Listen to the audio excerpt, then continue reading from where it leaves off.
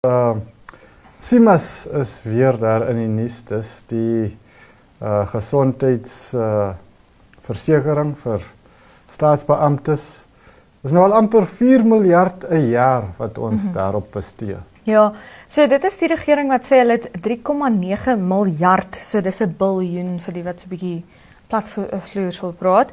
3,9 miljard aan die Staatsmediese Fonds in die 2024-2025 boekjaar bestee, en dit dan nou te midde van kommer wat toeneem oor toenemende kostes en onvoldoende tendervoorwaardes. Ja. En dan nou natuurlik SEMAS wat ek glo dit sê hierso 120,000 staatsamptenare en hulle afhanklikes dek. Ja. So nogals 'n groot kwessie wanneer 120,000 mense in Namibië Families. Ja, dis baie.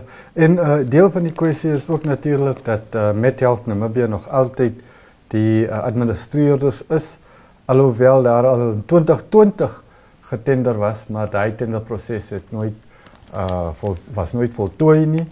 Hulle sê daar is nou hierdie jaar weer advertensies uitgerig vir belangstellende ondernemings om hulle se belangstelling te toon, maar daar is ook kwessies oor die vereistes.